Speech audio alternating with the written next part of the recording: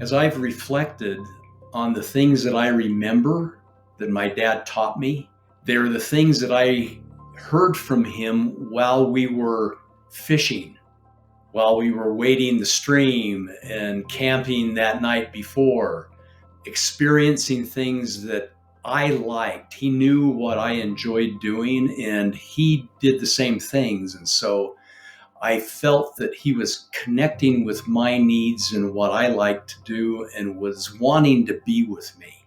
He taught me about honesty. He taught me about hard work, going down to my grandma's house and doing her lawn and knowing how to then help her with other things that she was needing and other people in the neighborhood. Those are the messages that I remember him teaching me. I frankly don't remember much about our home evening discussions sitting in the living room.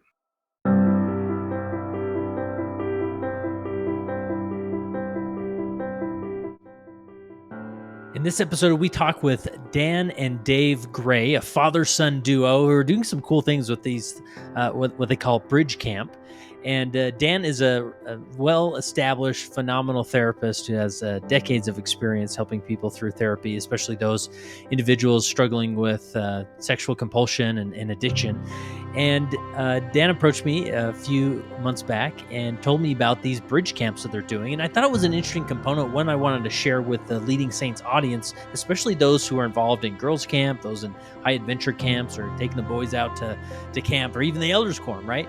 And just these experiential components that we can introduce more and more that really have a developmental dynamic that we could leverage more and more. And so listen in this interview as we touch on maybe why they do these camps this way, what we can learn from it, maybe apply to our own youth camps that we do, and then also just another option, especially for bishops out there who are trying to gather just a stack of resources for individuals, especially families with youth who are struggling. We can do the therapy, we can do the counseling, whatever it is, and those are great things. But here's another component to consider that maybe you can point families to who are really struggling in their relationship, and that's a really strong component in this discussion that I want you to listen for. Is that dynamic of it's all about the relationship between the youth and the leader, or the youth and the parent, and how do we develop that? How can we create an incubator where individuals can step into and work on that relationship? Because if we get the relationship right, then so many other things come so much more smoothly, right? So I think you'll appreciate this interview, and maybe you can consider checking out their bridge camps, seeing this as an option for you. So here's my interview with Dan and Dave Gray.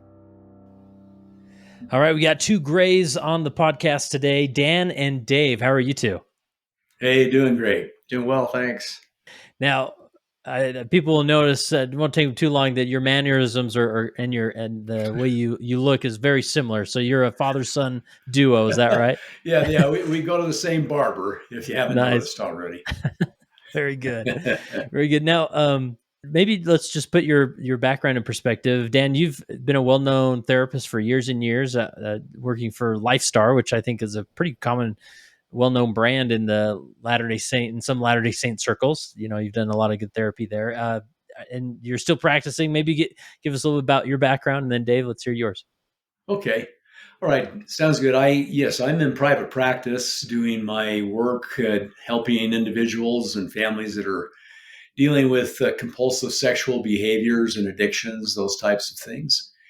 And I am, of course, with my private practice, extensively remote work, as well as here in my office as well. And my background has been the Lifestar program that you mentioned there is one that I started with my partner, Todd Olson, many, many years ago. And we started a program which helps families and individuals. We train also therapists to treat these issues. And I recently sold my interest in the Salt Lake office of Lifestar, but have retained the Lifestar parent company, where we then train therapists throughout the country in different parts of the world as well in the treatment of sexual compulsive behaviors and So still staying real busy. Yeah, I bet. I bet. Unfortunately, you're staying busy, but Yeah, yeah. yeah, it's a tough thing. So, Dave, what about you? What's your background? My background is I was actually in the real estate and land development world for many years. And about 10 years ago, went through a shift. And I actually started working with Dan and Todd on the Lifestar business and operations side of the business, business development and operations side. And so that's how I got involved with the mental health side of my, I guess, my career. And yeah, that's kind of my background and how I got involved with Dan and Todd. I had some different business ideas and some thoughts about what they could do, and started getting involved on the day to day operations side, and that's kind of where I ended up. So currently, I help my dad handling his billing and his private practice business details, and then also with the Lifestar network of therapists, we're currently revamping and re-editing all of our workbooks, and so I'm managing a lot of that, and then the current project that we're working on is the program called Bridgecamp.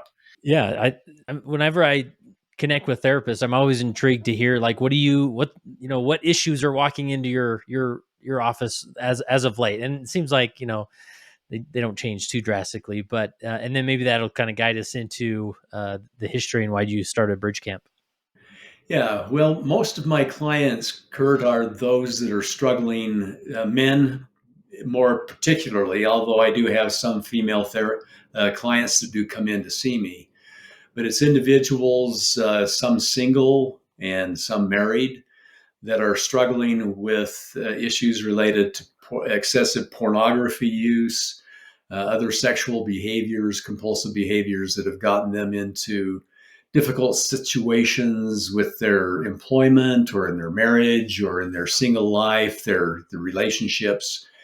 And so they come in and seek help trying to navigate the recovery process, trying to get their lives in order so that these behaviors are not governing their life any longer, not having to deal with the shame that's related to it, and also the disturbance that it's created in their lives.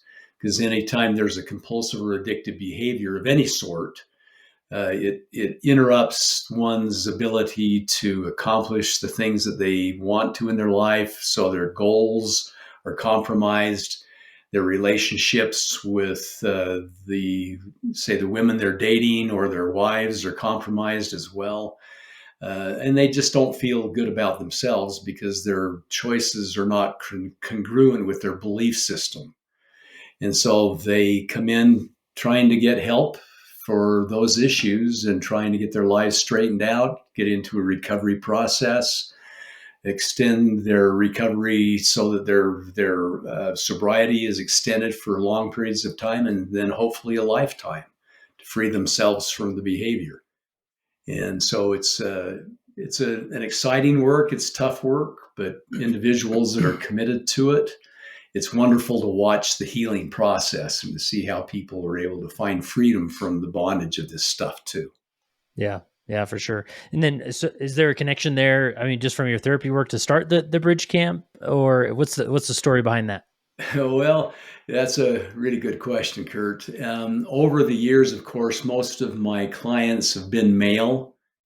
But like I say, periodically I have females come in, but most of them have been men and or young men who are preparing to say go on their missions, or are wanting to get ready to get married, but they realize that this behavior is going to interrupt that process. And it's very consistent as I then work with clients and talk to them about their background and their history, that many have issues related to their fathers or their mothers and their upbringing, their problems that they've then acquired through early exposure to pornography, say when they were a teenager, was a result of them experimenting, of course, and looking at things and then getting kind of a habitual pattern established. But then they didn't have really abilities to connect with their parents to get direction and guidance as to how to navigate and deal with it. And sometimes it's because the relationship there with their parents was really not very good. They felt like they weren't maybe meeting the expectations of their parents, or the communication patterns were not established very well. Maybe dad was so busy dealing with his business or his church callings or other things where there was kind of a disconnect with mom and dad. And so their teachings around sexuality were left to their peers or to the internet. And so they got kind of channeled into directions that were very unhealthy and didn't have the mentoring and the help and assistance from their parents that they were really needing. And maybe there's been some trauma in their backgrounds with their family where there's maybe been a divorce, and so there was not the real connection and attachment bonding that is needed for a young person to be able to navigate the difficulties of childhood and teenage life. And so I would see those consistent patterns, and I saw that it was so important for parents to know how to connect with their kids, especially when it came to navigating today's world around the internet and screen time and social media and the extensive exposure that these kids have to sexual issues and stimulus that's out there, and how important it is for parents to be able to talk to their kids and create an environment where they're not shamed, where they feel comfortable in being able to talk to their parents. And so I saw the importance of that over the years. And then, of course, here I'm sitting here with my son, and I've raised three sons and a daughter, and realizing how important those relationships are. And so when this opportunity came up to be able to start a 501c3 program, a nonprofit program to help families, we decided that we were going to really focus on helping parents to create healthy relationships with their kids through experiential programs in the outdoors, in a camping setting, or other kinds of outdoor activities where they could learn to be together, experience things together, and have a setting to open up relationship connection with Yeah. communication and experiential kinds of things that will bring them together. Yeah. And so that's kind of the genesis of how it all started. Then presented it to Dave, and Dave has had some real interesting experiences too in his growing up years with going to the Benyon Boys Ranch that he could share with you if that would be helpful. That was kind of some of the principles laid that we followed then in applying them to the Bridgecamp program that we have now. Yeah. So, Dave, when people ask you, what's Bridgecamp? I mean, how do you summarize it? Yeah. My dad did a good job of his side of the way Bridgecamp kind of came about from the therapeutic side is one component of it. The other part of it also is when we were working with our therapists at the Salt Lake Clinic, the Lifestar Clinic. We had all these couples coming in and working on their relationship and working on themselves. But what they all had in common too was that they still had to be functioning parents to their kids while they're working on their own issues. And that was a pretty common theme is, the parents nowadays, they're struggling with knowing how to connect with their kids because they're dealing with their own things, but then also because of the digital world that we live in. And life is so busy now. Kids are not just involved in one sport, they're involved in 10 and, they're running from one thing to the other. And so that was one component of it as well. The other part of it for me personally, I went through a pretty tough divorce about 10 years ago as well. And my kids were young, they were 2 and 5. And my ex-wife, for the first 3 or 4 years, when she decided, when we divorced, she wasn't around a whole lot, and my connection with my kids really helped me through a dark, pretty depressive and depressed time in my life. And so the connection to my kids, really, really influenced me in being able to get through that difficult trial. And then also with my dad, back when I was 12 years old and my brothers were 12 years old, he wanted to have a kind of a rite of passage. Initiation or rite of A rite of passage. passage. Yeah. We went and had a sit down discussion with each of our grandparents, and they talked about the importance of living a moral life, and kind of the importance of the priesthood in their life. And we went on like a little hike, and talked about what it means to be a man, and how to treat the women in our lives, and that kind of stuff. I mean, I was 12, Yeah, I was pretty young, that's but cool. from a young age, that stuff was very important to my dad. And so that, and also a culmination of a lot of other things, were involved in how we developed and came to what we know right now as Bridgecamp. So to answer your question, after adding a little bit of history to it as well, Bridgecamp is an experiential program for parents and teenagers to connect. And it's through getting in the outdoors. We built it around 3 principles: adventuring, learning, and serving. So we spend basically a Friday afternoon to a Sunday afternoon. So we're camping. We provide the tents, we provide the cots, we provide the food and the details of all the location aspects of the program, and we adventure. We do ropes courses. We do equine work with horses.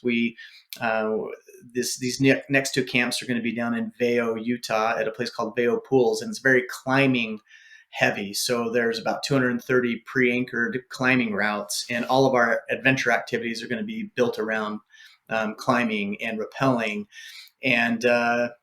And so those are some of the adventure activities. We also do other things like that challenge the participants. We'll incorporate an ice bath, for example. So a father and a son will be facing each other and get in their own ice bath. And sometimes it's a competition. Sometimes it turns into a supportive thing where the son knows that the dad does not want to do it, and he's doing it anyway, and it's overcoming some anxiety or some fear. So there's that component, and then the service component. We do a service project, either a little bit of a service project each day, or just a big service project during that camp, where we're mainly cleaning up the area in which we're holding the camp. Or we've done service project at a facility that helps house domestic abuse victims. And I think in the future we'd like to do some more work with homeless shelters or different groups. And then the learning component is we have mental health professionals, my dad being one, and we have a few others that come and join us for the entirety of the camp, and they help our participants right on the spot. For example, like we had one father-son duo who were kind of going at it on the ropes course and starting to argue, and our therapist was able to go over and say, "Hey, let's just take a break for a minute. I'm noticing this is happening. Is this how you guys deal with conflict in your relationship and at your home and in your home?" And they were able to really work through and learn some skills to maybe better resolve their conflicts when things come up. That's just one example. The other example of the learning is our mental health professionals and our staff. We do different workshop presentations in the evening, like around the campfire, kind of like a fireside type scenario, where they talk about active listening skills or relationship building activities, and that it's really powerful. But they talk about the activities throughout the day, and what was it like to watch your dad face his fears of rappelling down that wall and see him struggle, and what does that do for your relationship? And the learning happens throughout the entire event, which is really a cool aspect of it. Yeah. You use this, both of you use this word experiential, right? And I think most of us can kind of understand what you mean by that. You go and you're experiencing things at this camp, right? But I think there's this in my journey of really understanding the power of experiential activities, where we have a long tradition, and most religions do, right? It's like there's a problem, we need to get people in a room and we'll talk at them. And if we talk at them long enough, then they'll start to understand and their behaviors will change. But there's such a much more maybe a richer approach, or a more dynamic approach when you put people in these scenarios where they're experiencing things together. It's a little more natural, and it's sort of this incubator of real life, that then the true lessons can come out, or they can see things about themselves they wouldn't have identified elsewhere, right? So anything else you would add to this dynamic of experiential activities? Yeah, maybe I could address that real quick. What's going on in my mind right now, Kurt, is my own personal experience with my dad years and years ago. And that as I've reflected on the things that I remember that my dad taught me, they're the things that I heard from him while we were fishing, while we were wading the stream and camping that night before, sleeping in the car or in a tent, experiencing things that I liked. He knew what I enjoyed doing and he did the same things. And so I felt that he was connecting with my needs and what I like to do and was wanting to be with me. And that was so critical. Then also, I boxed with my dad a lot. And so he was a boxer. And so the first thing I remember owning was these little boxing gloves that fit my 3-year-old hand. And I boxed with him till I was in my teens.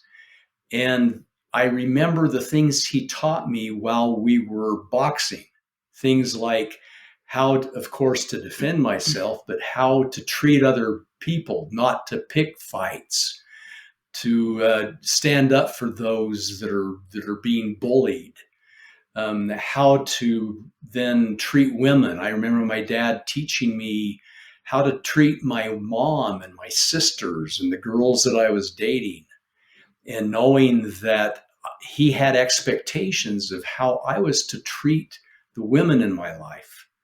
He taught me about honesty. He taught me about hard work. The hard work component was out serving with him, going out and going down to my grandma's house and doing her lawn and knowing how to then help her with other things that she was needing and other people in the neighborhood. Those are the messages that I remember him teaching me. I frankly don't remember much about our home evening discussions sitting in the living room. Yeah. Not to speak despairingly about any of those opportunities to teach, but it was usually doing something with him, riding with him in the car to go get an ice cream or a malt down at Snellgroves here in Salt Lake, Yeah. or him driving me to my ball game and talking to me about how the game went afterwards. Those are the things I remember. And it's through those connections with being with someone that you care for and love that are they're giving their time to you, then you're going to be much more open to the lessons that they're teaching and learn from their example as well. Because like Dave is saying, when we see these father and son companionships, or we see the mothers and the daughters as they're being instructed with self-defense, knowing and watching how they interact with each other and seeing some apprehensions and in maybe their own personal insecurities coming out. And so they see this with each other and they can talk about it. And then the mom can teach lessons about how to make it through your fears, how to face your challenges in life. And those are the things that kids are going to remember by Yeah. experiencing it with their parents. Yeah, and I'm just sort of pivoting this back into maybe a church leadership context of those youth leaders, and parents, of course. A lot of us are parents, and just that, we sometimes put a lot of emphasis, or we really try and highlight and concepts in the Sunday lesson, right? Like you got to understand this, good, bad, do this, don't do that. When in Yeah. reality, it's some of those most casual. It can feel like such a casual experience when you're experiencing something and you're responding back and forth to how they're reacting. Things can be really powerful, and so lean into that, right? Like this isn't a waste of time, or going on that hike, or doing that service project. Obviously service is great, but there's also a component of there's some human development happening and some connection relationship happening, right? Yeah, yeah. I think what we wanted to build the program around was the experiential process, because it brings out emotion, it brings out feeling, it brings out vulnerability, and when a parent and teen experience that together, and they witness each other being vulnerable and overcoming and sharing, in an environment where they're able to be pulled out of their day-to-day life, and they're not in their family, scenario where they have to worry about other siblings hearing, or you know getting to the next appointment or getting to the next game or whatever it might be. They're really able to be in the moment, and it's where the real bonding can happen. And when the vulnerability and the experiential learning happens, it's a really powerful thing. It's pretty cool. Yeah. So are these bridge camps, are they done like you don't bring all your kids to a bridge camp? It's just like a No, one-on-one type of it's a experience? one-on-one experience, yeah, Yeah. and it's for teenagers between the ages of 12 and 17. We're working on variations of the program as well, where we'll have some programs available for kids younger than 12, and then also we're experimenting or exploring the idea of having adult parent kid Oh yeah. opportunities and experiences. Yeah, in fact, at the UCAP conference, I had several people say, oh man, I would love to do that with my mid 20-year-old. and Yeah. and so we're exploring that. We're also exploring other ideas of other variations of the camp as well. Yeah. So And Yeah. also, Kurt, the church leadership component as well.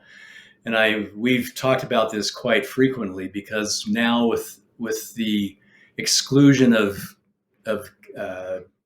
Boy Scouts in the church in particular, uh, those opportunities of going out and camping with mentors, or with your father, or with a church leader, with your young men's president, or with your bishop, or the scout leader, those are more limited now. And so we've had a number of parents who have said, gee, I would like my son to have a camping experience, but he's not involved in any scouts now. And so I'd like to be able to have him have that with other men as well. And then he comes along, and then there are other men involved with our staff and the other fathers. And it's a great opportunity to have then to have the son watch his own father also interacting with the other men in this outdoor context, and with the challenges they're facing with some of the events that we have.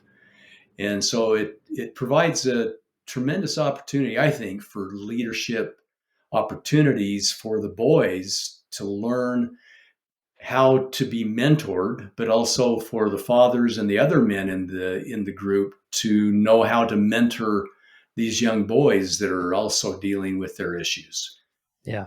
yeah, and I'll just chime in there really quickly too, though, because we did start the program with a father and son, primarily in mind, but then we shifted to a general parent teen situation too, because the women are needing the leadership and the mentorship too. And one of the more powerful things that we did was we've done a lot of work over the years with Elizabeth Smart and her foundation, and she has a great program called Smart Defense. And so we had one of their instructors come and do a self-defense program for one of our first mother-daughter camp that we ran last year, and it was an overwhelming success. And I think the women were empowered, and they saw this woman instructor who was, she was dynamic, she was strong, she was smart, and teaching them how to be able to stand up for themselves. And that was really cool too. So yeah, anyway, I just wanted to throw that in Yeah, there that's as awesome. well. That's great. And then is there, you mentioned the the therapist component. I mean, because these aren't necessarily, you wouldn't frame these as, this isn't like a therapy camp, would It's you? not Or a how? it's not a therapeutic program. I kind of came to a definition to it like a couple of weeks ago. Frankly, it's really a relational program. It's a relationship building, trust and connection building camp for parents and teens. That's kind of the best summary of it, really. Yeah. And it's not specifically for troubled youth, but troubled youth can come. Mm-hmm. But it's not geared towards setting up a therapeutic environment necessarily.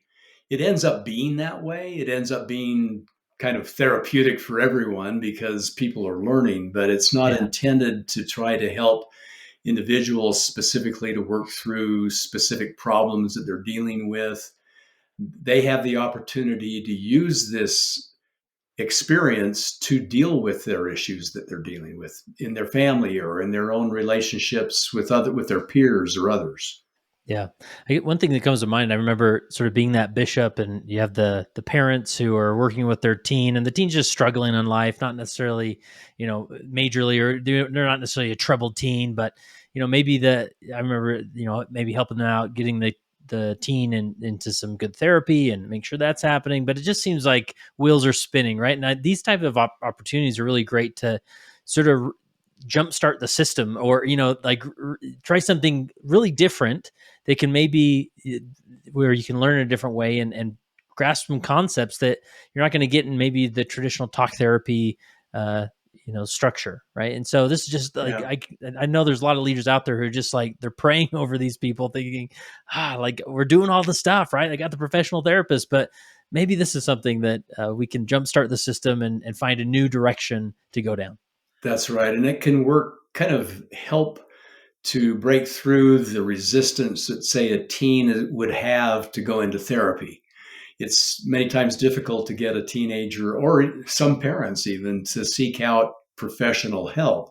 There's still the stigma of counseling, and there must be something wrong with me if I go to a therapist. But here, the parents can come in with the perspective of wanting to connect with their child so that they can maybe open up communication with them, that they can maybe discuss certain things that are going on in their relationship, or how they might be viewing their son's disconnection from his peers, maybe focusing so much on his digital screen work or the social media and all of that. And so this is an opportunity to maybe open up some discussions in a less threatening environment than just saying, "Hey, son, let's go in for counseling." Yeah. Yeah. Yeah, we hope that, on a couple different levels, while we call them duos, while the parent teen duo is at the camp, we hope that they have just a really fun, energetic, memorable time of connecting together. But then we hope that they take it the step further. We hope that they've learned some skills, right, of conflict resolution, some of the things that I already mentioned, that they can take home and practice in their day-to-day relationship, not only with themselves, but with their siblings and with the other kids in the family, and with the other parent as well. So that's what we hope is happening. And for those kids, we know studies show that the more involvement that parents have in their kids' lives, the more involved, the more that they're willing to the teens are willing to let their parents be involved, not take control over everything as they grow into teenage, those teenage years, but they're going to make better decisions as they grow up and as they transition into adulthood. If they have a strong, connected relationship with their parents, they're going to be more successful as they make those tough decisions going into adulthood. Yeah, really, really good stuff. Is there anything you'd add, like, because obviously people are thinking, well, we do girls' camp, and I think there's some high adventure type of things that we're trying to find a cadence for, summer to summer. Is there anything else, any like, just with your experience with the bridge camp, like ways that we can be more intentional with some of these camps? Because I think of the typical girls camp, they adventure, and sometimes there's some service components, and then there's lessons and things. Any other way we can be more intentional when we try and create these experiential moments for those we lead? That's a great question, and I think all those experiences are wonderful. I mean, growing up, I had nothing personally. I had nothing but good scouting experiences, young men activities, youth activities, such great opportunities. And I had, learned a lot of great things. I would say, for parents, as they're wanting and they're trying to connect with their kids, well, first of all, come to a Bridgecamp event.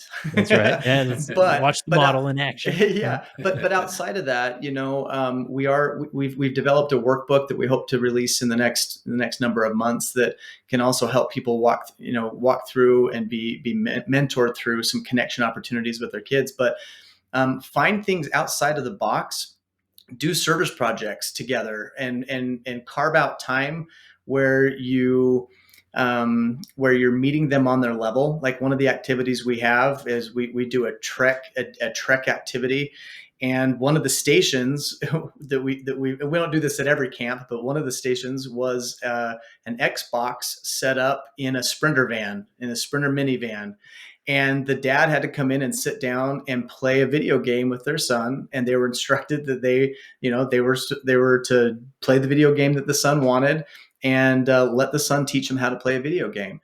So find ways, like get involved, go and make sure you're going to the games, go the extra mile to plan a daddy-daughter date, every month or so, and find those one-on-one activities. I think one of the biggest things really is the service. When you're serving other people and you're doing it together as a family, or you're doing it together one-on-one with your kids, you're not only teaching them, through example, that serving others is important. People don't love to go do work and clean up a campsite and clean up trails and things like that, get your hands dirty. It's not always the funnest thing, but when you know that it's serving, the community, and the disabled group that's going to come up and use that camp next is going to be able to access different parts of the trail and things because we did that work. There's something powerful about that. Go do your own high adventure family stuff. Some of my most favorite memories with my kids is backpacking in Escalante, and that had nothing to do with scouts or with the church or a church group. It was just an activity we did. In fact, my parents came along with us, so we had three generations doing a multi-day backpack trip, and cool. Swimming in the water and adventuring. So and the grandparents nearly didn't make it out too, so. Oh, wow. They made it. We made it without any rescue necessary. Nice. So I think being self-aware is really something else that we talk about. Being self-aware of your own emotions, your own feelings. And if you are, you're going to be more aware of your relationship, and really trying to focus on building the relationship and doing it on hopefully a daily basis too. Yeah. Yeah, I'd say amen to what Dave said here. One additional piece, thinking about your reference to maybe girls' camp or the boys' camps and they're doing and things that they're involved in the church, that we're seeing that one of the major components of this is opening up the lines of communication between the parents and the kids. And so having opportunities to sit and listen. And I think sometimes we as parents, and having been a bishop myself and being involved with the young men's and preparing these activities for treks and the different camps we do, I wish I could go back and maybe make some changes in terms of our preparation for what we were wanting to do. I remember feeling like we needed to entertain these kids, and we needed to provide all these opportunities for adventure and doing it's different things. Fun, right? It's got to be fun. And we've got to, of course, help them build their testimony. But at the same time, to remember that some of these kids don't have a real strong connection with God yet.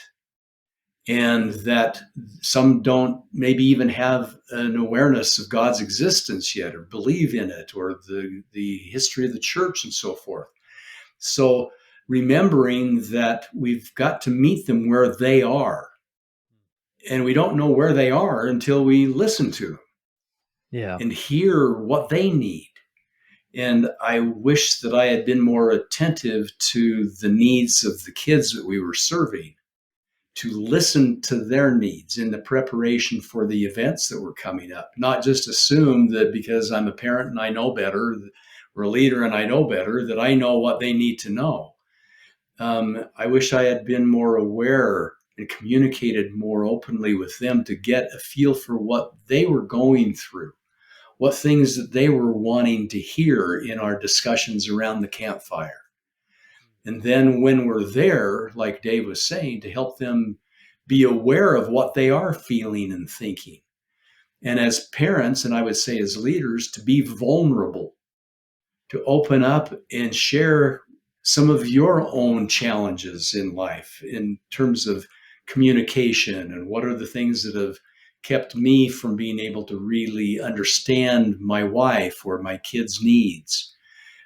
Things in terms of the fears that I've faced or the anxieties and stressors that I've dealt with, and have these kids hear and understand from these adult mentors how they've gone through and dealt with challenging issues related to bullying, or feeling disregarded or not enough in their social interactions with others, or feeling out on the outside, and having those opportunities for the kids to share, and have the parents know how to listen and not jump so quickly into then resolve, or how to deal with it, or how to get out of the issue, but to listen to the kids and let them also kind of learn how to work through their own issues. So you could get me Yeah. on a real roll with that one, Kurt, Yeah. which is obvious, but I think that would be helpful. That leads my next question. I'm curious because there's probably individuals who are maybe really stressed about their teen and their development and how they're doing, and they're not sure how they're doing.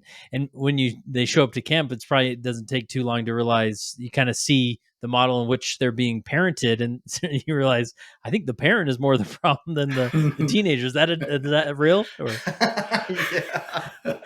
Yes, that absolutely occurs. Yeah, yeah. nice. He sees that the problem's with me, not with him. Yeah, exactly. But That's right. that what you're saying there is absolutely true. Yeah.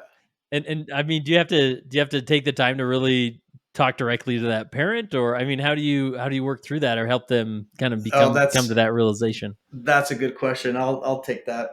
I mean, Okay. this really is. It's not a therapeutic program like what we talked about earlier.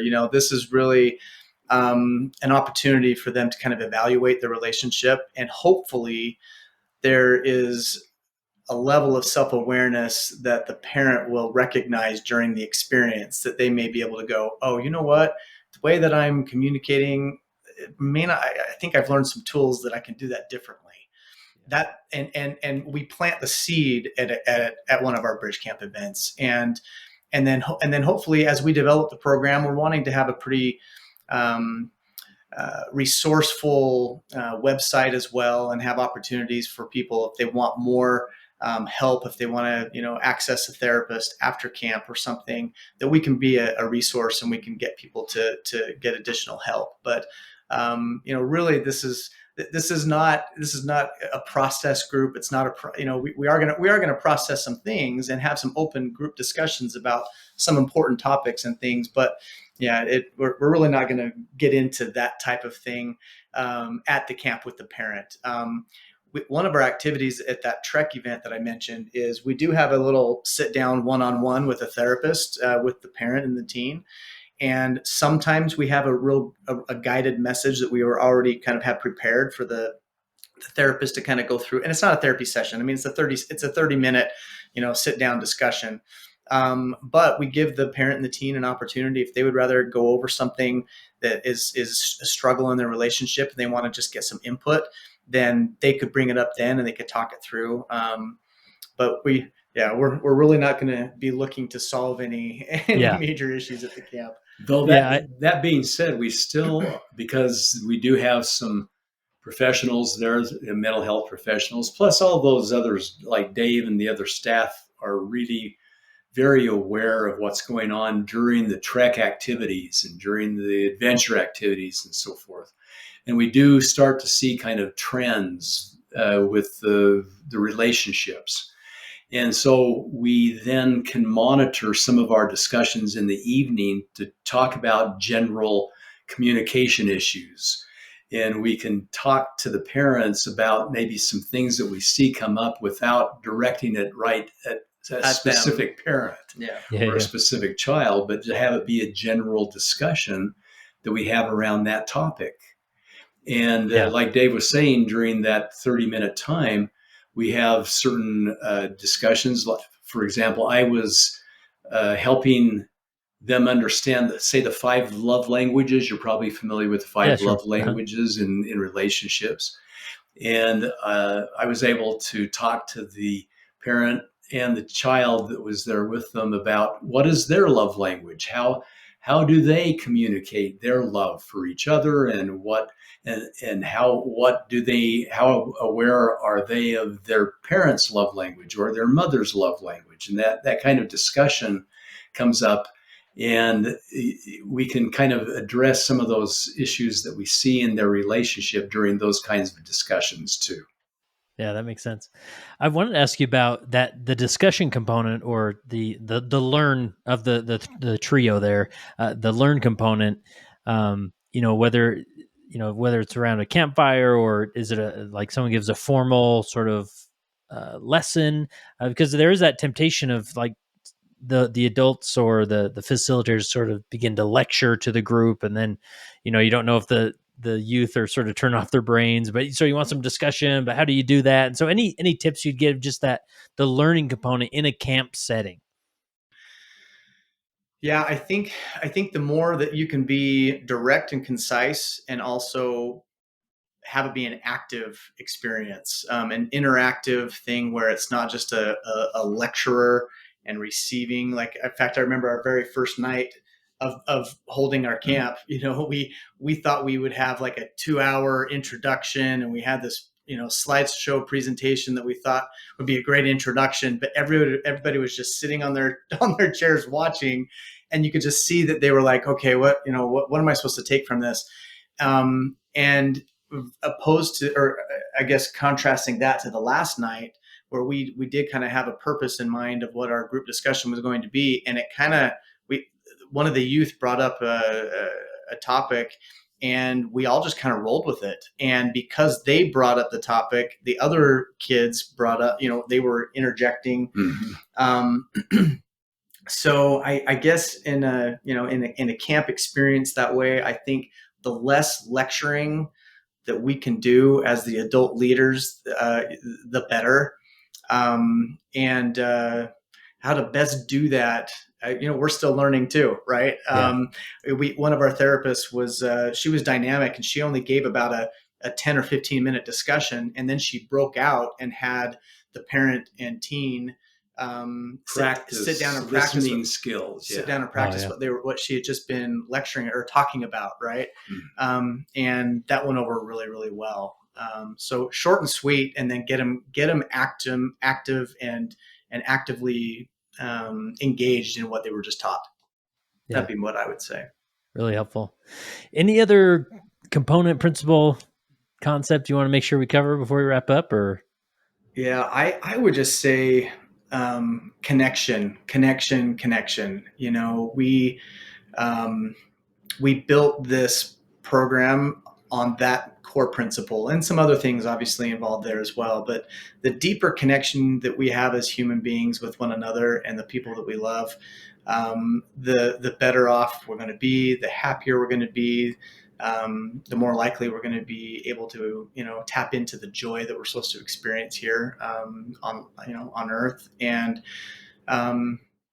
so it's the parent teen relationship, or whatever friendship relationship, a church leader with their kids, have a strong, healthy connection. Everything you do, have it be built yeah, on connecting one another.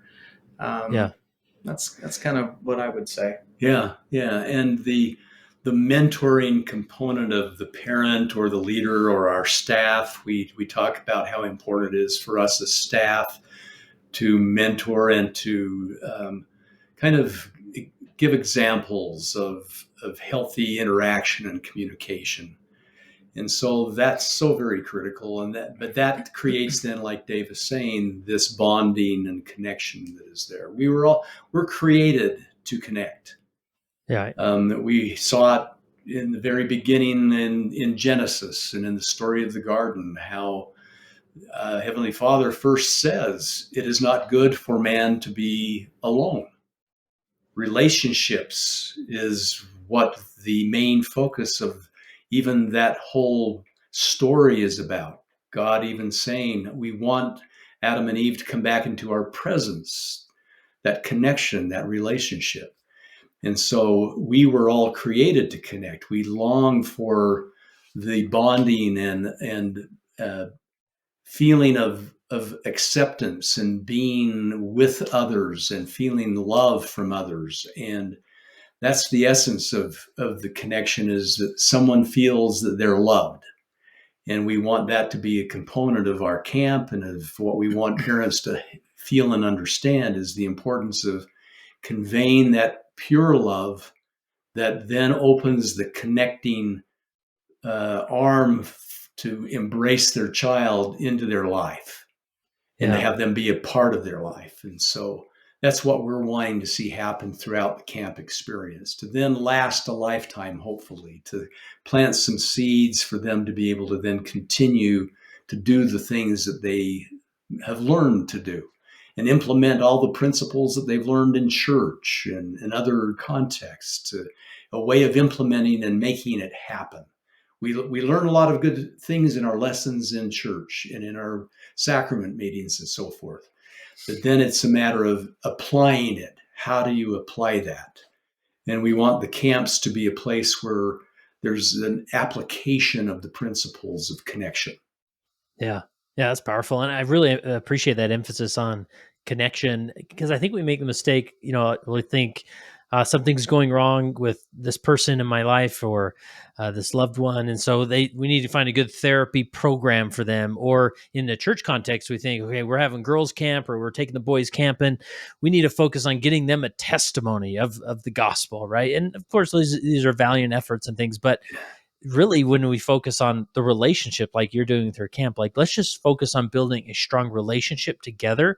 And naturally this testimony component, or the therapy they need, or these things will come naturally, if they're built on a foundation of a pure, strong relationship with one another. Is that a good way Yeah, to frame it? absolutely. Yeah, Good I wrap up. think that's Beautiful. great. Yep. Cool. Yeah. Cool. Well, tell us more. If people want to learn about Bridgecamp, and we're recording this at the beginning of summer 2024, where should they go to learn more and consider it? Yeah, great. We have a website, bridgecamp.com, and you can see a list of all of our past camps that we've done and our upcoming camps. We have 4 scheduled this year, with hopefully a 5th in September that we're trying to pull together as well.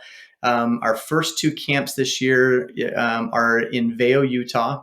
So it's down by St. George, just north of Snow Canyon. And the first one is June 14th through the 16th. And then the next one is July 19th through the 21st. And so, yeah, we're taking registrations for those. And then in August, and those are dedicated for parent and teens. It's not a father son or mother daughter. It's just a parent teen. Teen needs to be between 12 and 17. And then the camp in August, the 2nd through the 4th, is a dedicated father-son camp, and that is held here in Camp Oakley, just up Weaver Canyon by Camas, Utah. And then the week later, after that, the following week, which I guess would be September. No, it's August. Oh, that's late August. 7th through the 9th, I believe. I can't remember right off the top of my head, but that's a dedicated mother-daughter camp. And then the one in September, I believe it's the first week of September, and that's probably going to be a mixed parent-teen, and we may be doing a high adventure fly fishing backpack type experience for that one. Location to be determined. We're working out those details right now. The camps technically right now are free. We do ask for a deposit at the time that you register. That allows us to know that you're pretty serious about trying to come. And we do ask that if families are able to please contribute to help us cover our costs. Our costs are about $300 a person per camp, but we're just asking if people can, donate to help. Great. If they can't and they need their deposit back after they've attended camp, then we will return the deposit as well. So that's for this year. Next year is probably going to be a little bit different, but that's the plan for this year, and we're super excited. So. And we're also on social media. Bridgecamp 2022 is the handle there for Instagram, and then on Facebook you just look up Bridgecamp and you'll find it.